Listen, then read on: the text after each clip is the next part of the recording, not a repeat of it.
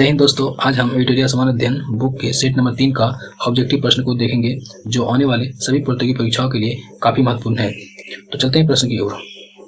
प्रश्न नंबर 1, निम्नलिखित में से कौन सा सहायक संधि की विशेषता नहीं है? ए नंबर है देशी रियासतों को एक ब्रिटिश रेजिमेंट रखना होता है, ये सही है। बी नंबर है देशी रियासतों को आंतरिक शासन कंपनी का अधीन होगा, ये गलत है। तो अगला है देशी रियासतों की विदेशी नीति कंपनी का अधीन होगा, ये भी सही है। कंपनी की सेना का खर्च रियासत उठाए, ये भी सही है। तो इसमें जो विशेषता नहीं है, जो इसका आंसर हो जाएगा ऑप्शन नंबर बी।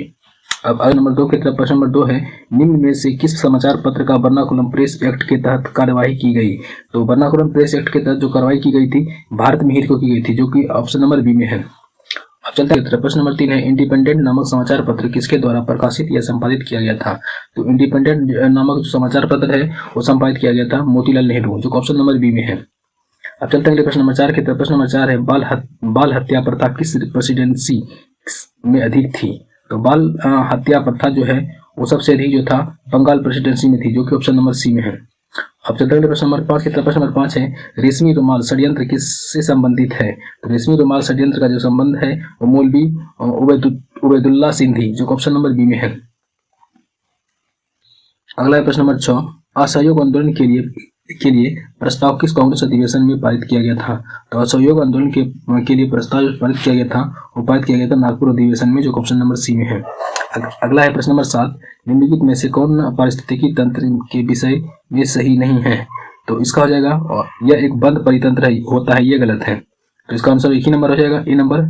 और बाकी जो है इस तीनों सही है। इसकी अपनी उत्पादकता होती है, ये भी सही है। एक प्रकृति संसाधन तंत्र होता है, ये भी सही है। यह एक कार्यशील इकाई है, ये भी सही है। तो इसका आंसर क्या हो जाएगा, ऑप्शन नंबर ए। अगला है प्रश्न नंबर 8, निम्नलिखित में से कौन प्रसिद्ध जैविक हॉटस्पॉट है? तो जैविक जो हॉटस्पॉट है सबसे अधिक पश्चिमी घाट है, जो ऑप्शन नंबर 4 में है। अगला है प्रश्न नंबर 9, किस चक्र के संचालन में सौर विकिरण की महत्वपूर्ण भूमिका होती है? तो सौर विकिरण में सबसे अधिक महत्वपूर्ण भूमिका जो होती है जल चक्र में होती है, जो ऑप्शन नंबर बी में है। अगला है प्रश्न नंबर 10, गौतम बुद्ध ने संध में भिक्षुणी या स्त्री का प्रवेश की अनुमति कहाँ दी थी? तो गौतम बुद्ध ने जो है भिक्षुणी स्त्री का जो अनुमति दी थी वैशाली में दी थी, जो ऑप्शन नंबर ए में है। अगला प्रश्न नंबर 11, भारत के किस क्षेत्र में सर्वाधिक दैनिक तापांतर पाया जाता है? तो सबसे अधिक दैनिक तापांतर जो पाया जाता है मरुस्थलीय क्षेत्र में पाया जाता है, जो ऑप्शन नंबर सी में है। अब अगला है प्रश्न नंबर 12। प्रश्न नंबर 12 है कि 3 जनवरी को उपसौर की घटना होती है। तो उपसौर में जो है सूर्य जो पृथ्वी की सबसे न्यूनतम दूरी पर होती है, तो इसमें किसमें है? इस दिन पृथ्वी सूर्य की दूरी सबसे न्यूनतम होती है, जो ऑप्शन नंबर सी में है। अगला है, कौन सी भूकंप तरंगे सबसे अधिक विनाशकारी होती है? सबसे अधिक विनाशकारी जो होती है वो एल तरंग होती है, जो ऑप्शन नंबर सी में है। अगला प्रश्न नंबर 14, निम्नलिखित में कौन सही सुमेलित है? तो सही सुमेलित जो है इसमें हो जाएगा मेगिनॉट रेखा फ्रांस और जर्मनी के बीच में, जो ऑप्शन नंबर सी में है। अगला प्रश्न नंबर 15, निम्नलिखित में से कौन सी पर्वत श्रृंखला सबसे ऊंची है? तो सबसे ऊंची पर्वत श्रृंखला जो है वो है एंडीज, जो ऑप्शन नंबर डी में है। अगला प्रश्न नंबर 15, निम्नलिखित में से कौन सी पर्वत श्रृंखला सबसे लंबी है? सबसे लंबी पर्वत श्रृंखला जो है एंडी, और हिमालय सबसे ऊंची पर्वत श्रृंखला है। अगला प्रश्न नंबर 16, इस अधिनियम के द्वारा केंद्रीय बजट को राज्यों के बजट से अलग कर दिया गया था।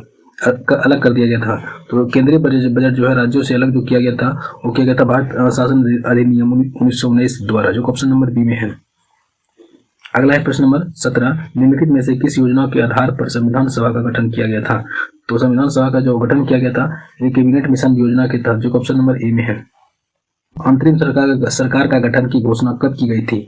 तो अंतरिम सरकार की गठन की जो घोषणा की गई थी 24 अगस्त 1946 को, जो ऑप्शन नंबर बी में है। अगला है प्रश्न नंबर 19, निम्नलिखित में से कौन सा कथन सही है? तो इसका जो है कथन नंबर 1 हो जाएगा कि जब राज्य में राष्ट्रपति शासन लागू हो तो संसद को संबंधित राज्य के लिए राज्य सूची पर कानून बनाने का शक्ति प्रदान हो जाती है, ये सही है।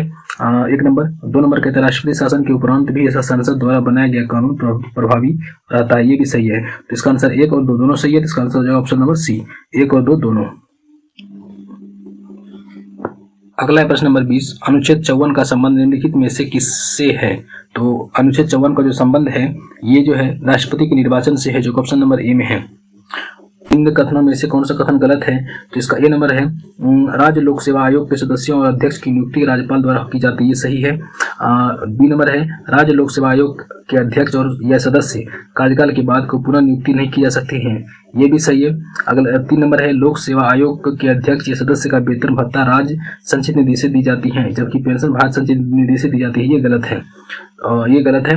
अगला है डी नंबर, राज्य लोक सेवा आयोग के सदस्यों या अध्यक्ष को उसके पद से हटाने की शक्ति राज्यपाल के पास नहीं, ये भी सही है। तो इसका आंसर हो जाएगा गलत, जो पूछा जाए तो गलत हो जाएगा ऑप्शन नंबर सी। अगला है प्रश्न नंबर 22, वित्त आयोग के संबंध में निम्न कथनों पर विचार कीजिए। एक नंबर है वित्त आयोग में एक अध्यक्ष पद तथा 2 सदस्य होते हैं, ये सही है। 2 नंबर है, इसका कार्यकाल राष्ट्रपति का आदेश के तहत तय किया जाता है, ये गलत है। तीसरा नंबर है, इसकी पुनर्नियुक्ति नहीं हो सकती है, ये सही है। तो इसका हो जाएगा 1 और 3, जो ऑप्शन नंबर बी में है। प्रश्न नंबर 23, निम्न में से कौन आरबीआई की मौद्रिक नीति के मात्रात्मक उपकरण है? 1 नंबर है वैधानिक तरलता अनुपात, ये सही, ये भी है, ये है। 2 नंबर है नगद आरक्षित अनुपात, ये है, ये भी है। 3 नंबर है खुले बाजार की क्रियाएं, ये भी है। तो इसका 1 2 3 हो जाएगा, जो ऑप्शन नंबर डी में है। अगला है प्रश्न नंबर 24, प्रधानमंत्री किसान संपदा योजना का मुख्य उद्देश्य क्या है? तो प्रधानमंत्री संपदा योजना का मुख्य उद्देश्य है खाद्य प्रसंस्करण को बढ़ावा देना, जो ऑप्शन नंबर सी में है। अगला है प्रश्न नंबर 25, निम्नलिखित में से कौन सी समिति एफआरबीएम अधिनियम से संबंधित है? तो एफआरबीएम से संबंधित जो है ये एनके सिंह समिति है, जो ऑप्शन नंबर डी में है। अगला है प्रश्न नंबर 26, निम्नलिखित में से कौन सी संस्थान न्यूनतम समर्थन मूल्य यानी एमएसपी के बारे में भारत सरकार को सिफारिश करता है? तो भारत सरकार को जो सिफारिश करता है ये करता है कृषि लागत एवं मूल्य आयोग, जो ऑप्शन नंबर सी में है। सीता अध्यक्ष का संबंध किससे है? तो सीता अध्यक्ष का संबंध जो है भूमि कर विभाग से है, जो ऑप्शन नंबर सी में है। अगला प्रश्न नंबर 28, कश्मीर की क्षेत्रीय इतिहास का सजीव वर्णन मिलता है? तो कश्मीर की क्षेत्रीय इतिहास का सजीव वर्णन मिलता है और राजतरंगिणी मिलता है, जो ऑप्शन नंबर डी में है। अगला है प्रश्न नंबर 29, सिजदा एवं प्रेबोस प्रथाओं का शुरुआत निम्न में से किसने की? तो सिजदा एवं प्रेबोस का जो प्रथा है ये जो स्टार्ट किया गया था, ये किया गया था बर्बन के द्वारा, जो ऑप्शन नंबर बी में है। अगला प्रश्न नंबर 30, उत्वी कौन था?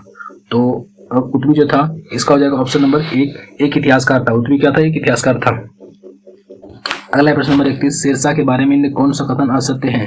तो ये नंबर है, शेरशाह के बिलग्राम युद्ध विजय के बाद द्वितीय अफगान राज्य की स्थापना दिल्ली पर हुई थी, ये सही है। शेरशाह ने उपज का 1/3 भाग के रूप में निर्धारित किया था, ये भी सही है। शेरशाह का मकबरा दिल्ली में, ये गलत है। शेरशाह का मकबरा सासाराम में है, 3 नंबर ये गलत है। अगला है 4 नंबर है, शेरशाह के द्वारा भूमि की पैमाइश हेतु सन की डंडी और सिकंदरी गज का प्रयोग किया गया था, ये सही है। इसका आंसर हो जाएगा, औसत पूछ रहे हैं तो इसका आंसर हो जाएगा ऑप्शन नंबर 3, शेरशाह का मकबरा दिल्ली में। अगला है प्रश्न नंबर 32, किस शासक के द्वारा अमुक्त मालतज्ञ लिखी गई थी? तो ये लिखी गई थी, इसका लिखा गया था कृष्णदेव राय के द्वारा, ऑप्शन नंबर सी में है। दिल्ली सल्तनत के सभी सुल्तानों में सर्वाधिक समय तक शासक निम्नलिखित में से किसने किया? तो सर्वाधिक समय तक जो शासन किया था ये क्या था? बहलोल लोदी ने, जो ऑप्शन नंबर ए में है। अगला है प्रश्न नंबर 34, निम्न में से कौन सा पदार्थ केंद्रक में सर्वाधिक मात्रा में पाया जाता है? तो केंद्रक में सर्वाधिक मात्रा में जो पाया जाता है वो प्रोटीन पाया जाता है, जो ऑप्शन नंबर बी में है। अगला प्रश्न, प्रकाशित अभिक्रियाएं क्लोरोप्लास्ट में कहाँ संपन्न होती हैं? तो ये जो संपन्न होती है ये होती है ग्रेना में, जो ऑप्शन नंबर ए में है। अगला प्रश्न नंबर 36, हेलोफाइट होता है। तो हेलोफाइट जो होता है वे पौधे जो लवणों वाली मिट्टी में उगते हैं, तो इसका जो ऑप्शन नंबर किस में है? 4 में है। अगला है प्रश्न नंबर 37, जैसे कौन सा टेस्ट एड्स के लिए किया जाता है?